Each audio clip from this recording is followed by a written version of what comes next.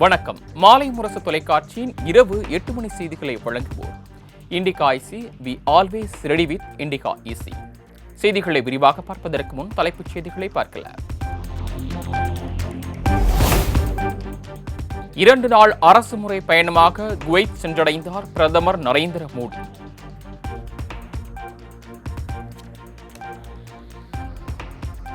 இந்திய வம்சாவளியினர் மோடி மோடி என முழக்கமிட்டு உற்சாக வரவேற்பு.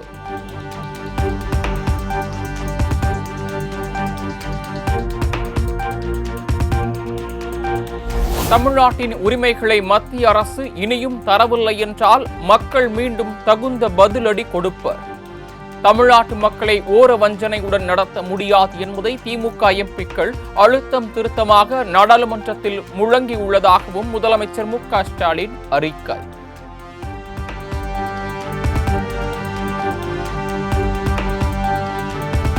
ஆயுள் காப்பீடு மற்றும் மருத்துவ காப்பீடு திட்டங்களுக்கு 18% ஜிஎஸ்டி வரி தொடர்கிறது. 55வது ஜிஎஸ்டி கவுன்சில் கூட்டத்தில் வரி குறைப்புக்கான எந்த முடிவும் எடுக்கப்படாததால் ஏமாற்றம்.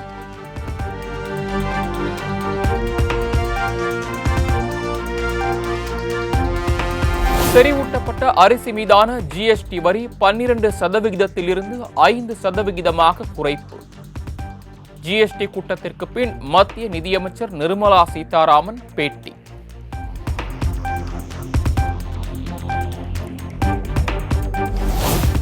மிளகு உலர் திராட்சைகளை விவசாயிகள் விற்பதால் ஜிஎஸ்டி இல்லை. ஜீன் தெரபி சிகிச்சைக்கு ஜிஎஸ்டி வரியில் இருந்து விலக்கு எனவும் மத்திய நிதியமைச்சர் நிர்மலா சீதாராமன் அறிவிப்பு.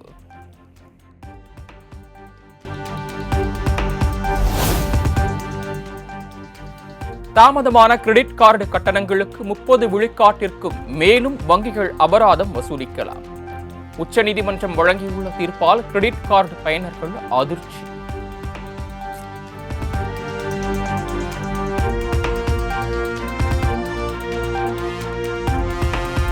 கிறிஸ்துமஸ் ஆங்கில புத்தாண்டை முன்னிட்டு தொடர் விடுமுறையால் விமான கட்டணங்கள் கிடுகிடு உயர்வு.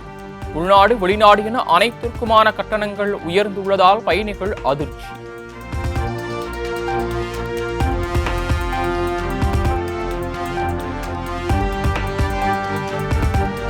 மனிதர்களை விண்ணுக்கு அனுப்பும் திட்டத்தின் ஒரு பகுதியாக ஐரோப்பிய விண்வெளி மையத்துடன் இஸ்ரோ ஒப்பந்தம். ஒருங்கிணைந்த பயிற்சி ஆய்வுகளை ஐரோப்பிய விண்வெளி மையத்துடன் இணைந்து மேற்கொள்ள வசதி.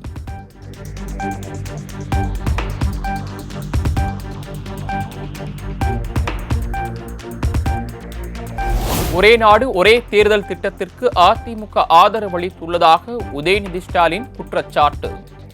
பாஜக அதிமுக இடையேயான கூட்டணி வலுவாக உள்ளதாகவும் விமர்சனம்.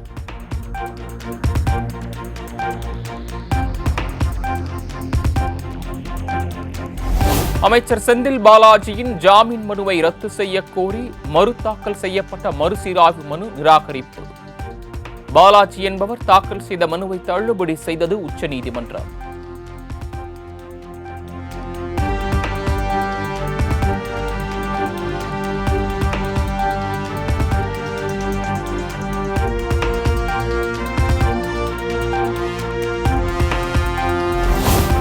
பணியில் இருக்கும் காவல்துறையினர் பணியை விட தங்களது செல்போனில் மூழ்கி கிடப்பதாக சென்னை உயர்நீதிமன்றம் வேதனை.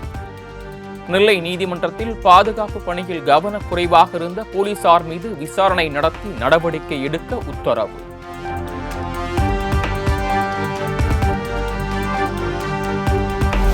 நெல்லை நீதிமன்றத்தில் கொலையாளியை பிடித்த சிறப்பு எஸ்ஐ உய்கொண்டானுக்கு நீதிபதிகள் பாராட்டு. சன்மானம் வழங்கவும் தமிழக அரசுக்கு பரிந்துரை.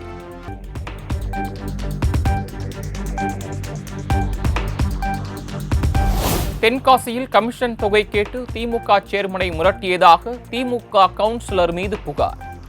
சமூக வலைதளங்களில் காட்சிகள் வெளியாகி அதிர்ச்சி.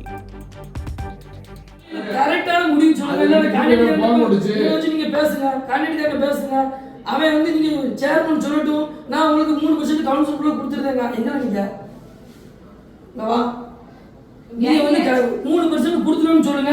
ஆனா உங்ககிட்ட கேட்க மாட்டோம், கேண்டிடேட் கேட்டு வாங்கி கொடுத்தோம்.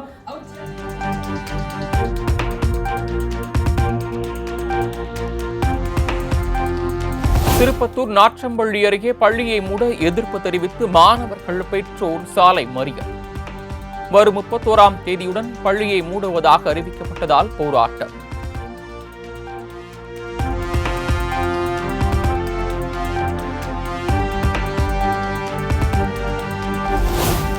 கோவளம் கடற்கரையில் கரை ஒதுங்கிய குப்பை கழிவுகள். டன் கணக்கிலான குப்பைகளை கண்டு மீனவர்கள் அதிர்ச்சி.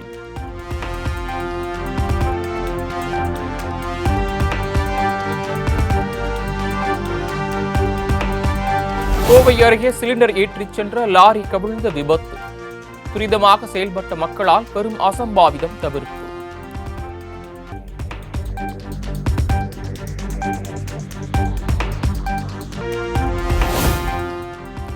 வாழ்வளித்த இயக்கத்தின் மீது இழிசொல் உரைக்க ரகுபதிக்கு நா கூசவில்லையா என ஜெயக்குமார் சாடல்.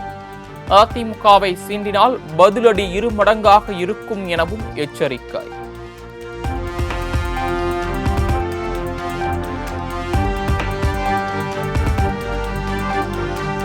ரவுடிகளுக்கும் சமூக விரோதிகளுக்கும் பதவி கொடுப்பது பாஜக தான் என சட்டத்துறை அமைச்சர் ரகுபதி விமர்சனம்.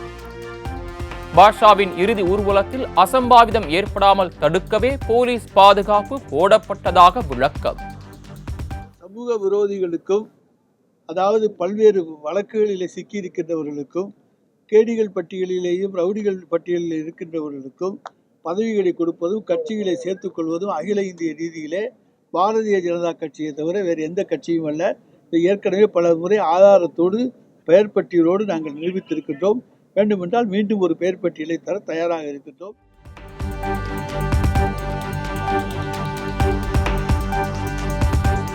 தமிழ்நாட்டில் சட்டம் ஒழுங்கு சீர்கெட்டுள்ளதாக அண்ணாமலை கண்டனம். ரகுபதியின் பேச்சு அமைச்சர் பதவிக்கு உகந்ததல்ல எனவும் காட்டம்.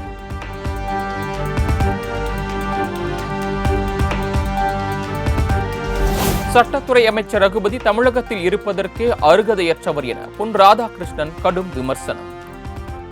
கொலையாளிகளுக்குத்தான் தமிழகத்தில் மரியாதை எனவும் சாடல்.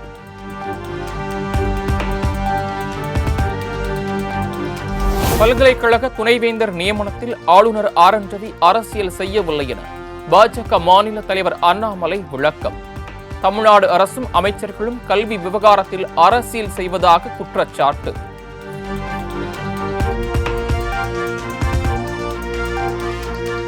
இரண்டாயிரத்தி 26 சட்டமன்ற தேர்தலில் திமுக கூட்டணி 200 தொகுதிகளில் டெபாசிட் இழக்கும். பாஜக மாநில தலைவர் அண்ணாமலை ஆரூடம். சென்னை கீழ்ப்பாக்கம் புல்லாபுரத்தில் 2 குழந்தைகளை கழுத்தை அறுத்து தாய் தற்கொலைக்கு முயற்சி. ஒரு குழந்தை உயிரிழந்த நிலையில் இரத்த வெள்ளத்தில் கிடந்த தாய் மற்றும் மற்றொரு குழந்தை மீட்கப்பட்டு மருத்துவமனையில் அனுமதி.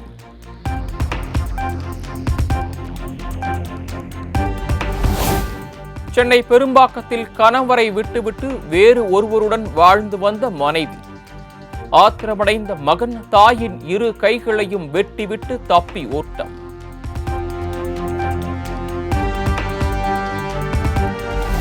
மதுரை மத்திய சிறை உதவி ஜெயிலர் மாணவி ஒருவரை பாலியல் இச்சைக்கு அழைத்ததாக புகார். மாணவியின் சித்தி ஜெயிலரை தாக்கும் வீடியோ வைரலான நிலையில் காவல்துறை தீவிர விசாரணை.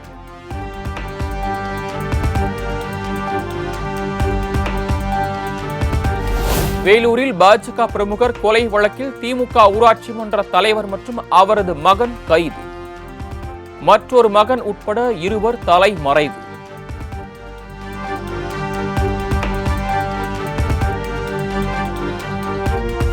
முதலமைச்சர் மு.க. ஸ்டாலினுடன் இந்திய கம்யூனிஸ்ட் மாநில செயலாளர் முத்தரசன் சந்திப்பு. இந்திய கம்யூனிஸ்ட் மூத்த தலைவர் நல்லக்கண்ணுவின் 100 ஆண்டு பிறந்த நாள் விழாவுக்கு அழைப்பு.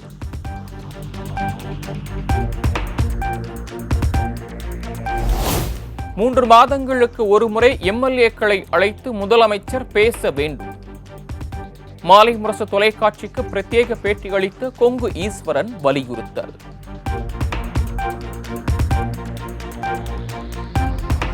கூட்டணி இல்லாமல் எந்த கட்சியும் தனித்து ஆட்சி அமைக்க முடியாது என பிரேமலதா விஜயகாந்த் திட்டவட்டம். எதிர்காலத்திலும் இதே நிலைதான் தொடரும் எனவும் விளக்கம்.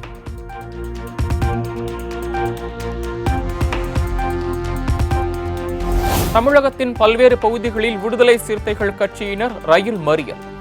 அம்பேத்கரை அவதூறாக பேசிய அமித்ஷா பதவி விலக வலியுறுத்தி முழக்கம்.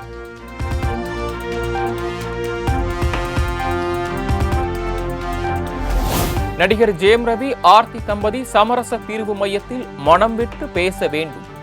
விவாகரத்து வழக்கில் சென்னை குடும்ப நல நீதிமன்றம் அறிவுறுத்தல்.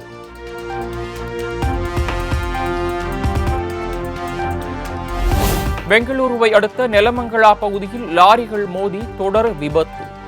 வேகமாக சென்ற 2 லாரிகள் 2 கார்கள் மற்றும் ஒரு பள்ளி பேருந்து மீது மோதியதில் 6 பேர் பரிதாபமாக பலி.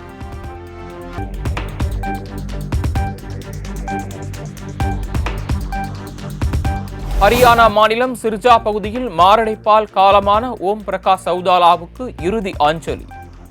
குடியரசு துணைத் தலைவர் ஜெகதீப் தங்கர் உள்ளிட்டோர் அஞ்சலி செலுத்தினர்.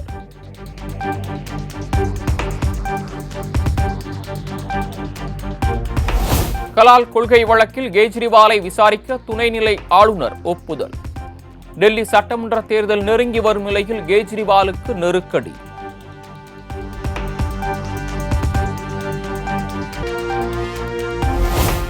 இந்திய முன்னாள் கிரிக்கெட் வீரர் ராபின் உத்தப்பாவுக்கு எதிராக கைது வாரண்ட். ஆடை நிறுவன ஊழியர்களிடம் வசூலித்த தொகையை வருங்கால வைப்பு நிதியில் செலுத்தவில்லை என அளித்த புகாரில் உத்தரவு.